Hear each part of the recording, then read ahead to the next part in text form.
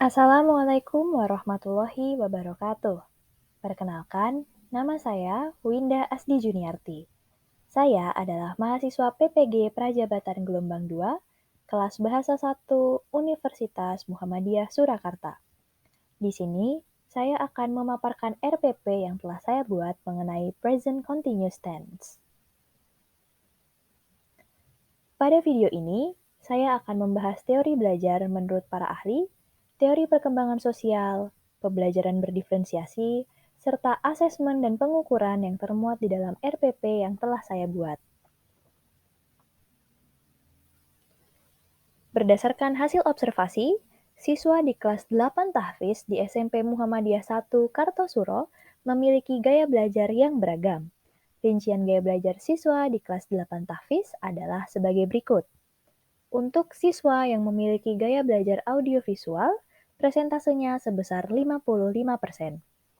Untuk siswa dengan gaya belajar visual, presentasenya sebesar 20%. Untuk siswa dengan gaya belajar auditori, presentasenya sebesar 15%, dan untuk siswa dengan gaya belajar kinestetik, presentasenya sebesar 10%. Berikut ini rencana pelaksanaan pembelajaran atau RPP yang telah saya buat. Komponen pertama yang ada dalam RPP adalah identitas RPP, di mana dalam identitas ini memuat satuan pendidikan, mata pelajaran, kelas atau semester, tahun ajaran, muatan pembelajaran, serta alokasi waktu. Komponen kedua adalah kompetensi inti yang dilanjutkan dengan kompetensi dasar dan indikator pencapaian kompetensi. Pada RPP ini, saya menggunakan KD 3.8 dan KD 4.8. Untuk KD 3.8, menerapkan fungsi sosial, struktur teks, dan unsur kebahasaan teks interaksi transaksional lisan dan tulis yang melibatkan tindakan memberi dan meminta informasi terkait keadaan, atau tindakan, atau kegiatan, atau kejadian yang sedang dilakukan atau berlangsung saat diucapkan, sesuai dengan konteks penggunaannya. Kemudian untuk KD 4.8, menyusun teks interaksi transaksional lisan dan tulis sangat pendek dan sederhana yang melibatkan tindakan memberi dan meminta informasi terkait keadaan atau tindakan atau kegiatan atau kejadian yang sedang dilakukan atau berlangsung saat diucapkan, dengan memperhatikan fungsi sosial, struktur teks, dan unsur kebahasaan yang benar dan sesuai konteks. Komponen berikutnya adalah tujuan pembelajaran. Dalam merumuskan tujuan pembelajaran, kita perlu memperhatikan 4 unsur, yaitu A, B, C, D. Audience, behavior, condition, dan degree. Tujuan pembelajaran yang saya rumuskan adalah sebagai berikut.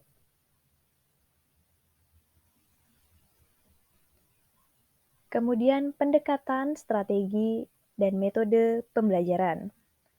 Pendekatan yang saya gunakan adalah scientific approach dengan strategi pembelajaran problem-based learning dan menggunakan metode ceramah, diskusi, tanya jawab, serta presentasi. Berikut ini adalah media dan alat yang digunakan dalam pembelajaran.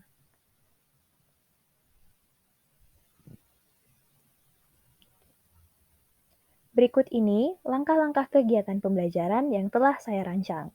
Langkah-langkah dalam pembelajaran dibagi menjadi 3 bagian, yaitu pendahuluan, inti, dan penutup. Dalam pendahuluan, memuat kegiatan berupa mengawali kegiatan pembelajaran dengan mengucapkan salam dan berdoa bersama. Kemudian mengondisikan kelas, mengecek kebersihan dan kerapian, serta mengecek kehadiran. Lalu melakukan apersepsi. Pada pemberian apersepsi ini, guru mengulas kembali materi pembelajaran yang telah dipelajari pada pertemuan sebelumnya. Lalu menayangkan video pemantik dan memberikan pertanyaan pemantik terkait materi yang akan dipelajari. Dalam tahap pendahuluan, sudah diterapkan teori belajar behaviorisme menurut Thorndike yang berkaitan dengan kesiapan atau law of readiness. Dengan mempersiapkan peserta didik dalam pembelajaran, peserta didik akan bisa menerima pembelajaran dengan baik. Selain itu, penayangan video pemantik dan pemberian pertanyaan pemantik dapat digunakan sebagai stimulus untuk merangsang adanya respon yang diberikan oleh peserta didik.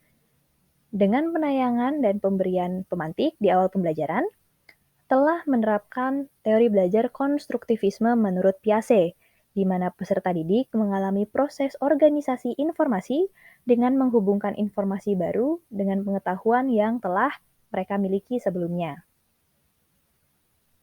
Kemudian kita masuk ke tahap inti, dimulai dari sintaks pertama yaitu orientasi. Pada tahap ini, peserta didik mengamati video, gambar, dan bahan bacaan yang ditampilkan pada tayangan PPT terkait kegiatan yang sedang berlangsung.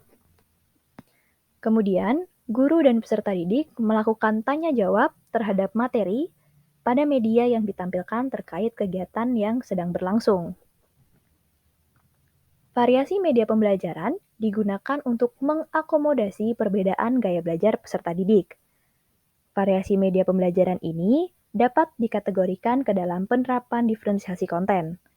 Pada tahap ini pula, ada penerapan teori belajar konstruktivisme menurut Vygotsky, di mana proses pembelajaran membutuhkan stimulus dari lingkungan. Sintaks yang kedua adalah mengorganisasikan peserta didik untuk belajar. Di sini, peserta didik dibagi menjadi 6 kelompok. Masing-masing kelompok memiliki 5 anggota. Kemudian peserta didik bersama kelompok menanyakan beberapa hal terkait konten atau kosakata baru yang belum dipahami dari teks yang ditampilkan. Lalu guru membimbing peserta didik untuk menemukan jawaban atas pertanyaan mereka, dan guru menampilkan kembali beberapa contoh kegiatan yang sedang berlangsung dan memberikan pertanyaan terkait gambar-gambar yang dilihat. Nah, pada kegiatan diskusi, dapat mendukung perkembangan sosial emosional peserta didik. Hal ini sesuai dengan teori ekologi menurut Bronfenbrenner bahwa perkembangan sosial emosional anak dipengaruhi oleh lingkungannya. Maka dari itu, guru berusaha menciptakan lingkungan belajar yang positif.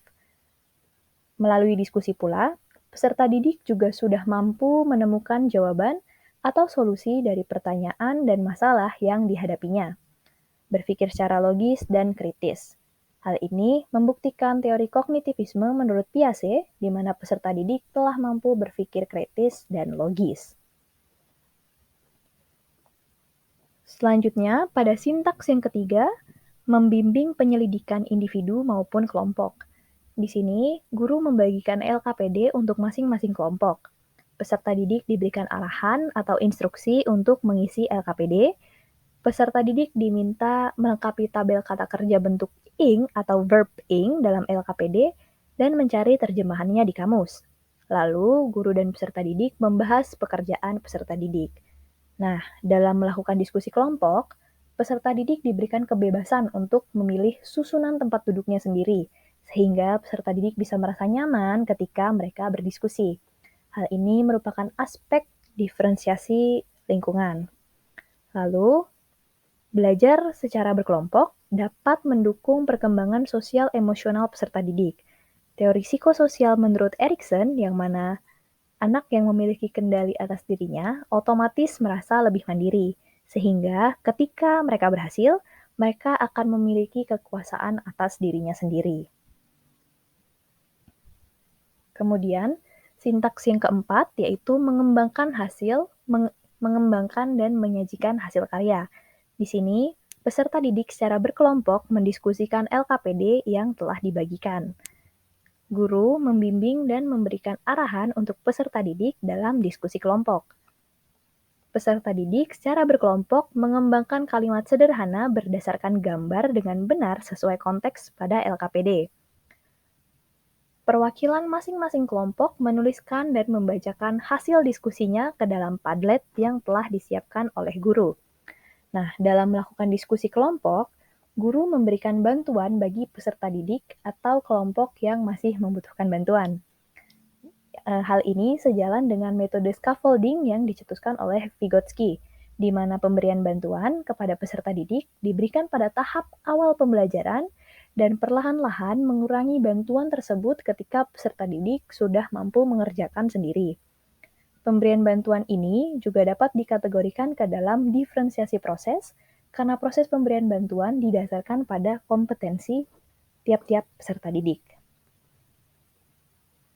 Lalu, sintaks yang kelima, menganalisis dan mengevaluasi proses pemecahan masalah. Di sini, masing-masing kelompok dan guru memberikan masukan atas hasil kerja peserta didik. Kemudian, peserta didik mengerjakan evaluasi belajar secara individu, dan peserta didik mengumpulkan hasil kerja evaluasinya kepada guru. Nah, presentasi yang dilakukan oleh kelompok dan tanggapan yang diberikan oleh kelompok lainnya termasuk dalam kategori teori psikososial Erikson, di mana peserta didik pada usianya ingin menunjukkan kemampuan dan kelebihannya. Langkah yang terakhir dalam pembelajaran adalah penutup. Pada langkah ini, guru dan peserta didik menyimpulkan pembelajaran terkait materi yang baru dipelajari. Kemudian bersama-sama, guru dan peserta didik melakukan refleksi terhadap pembelajaran yang sudah dilaksanakan.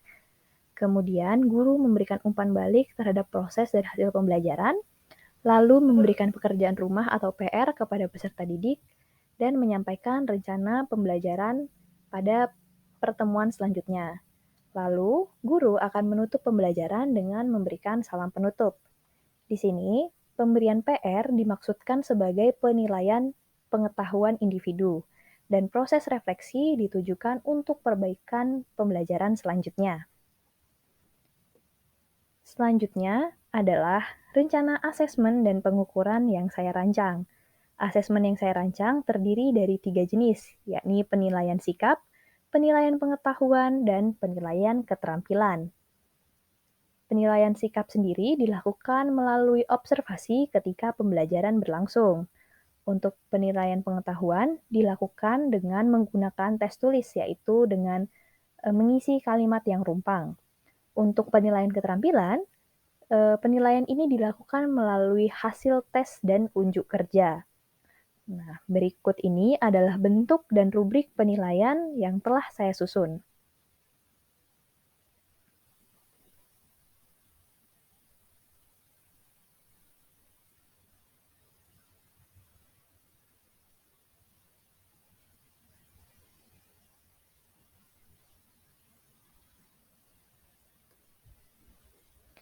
Sekian pemaparan dari isi RPP yang telah saya buat. Kurang dan lebihnya, saya mohon maaf.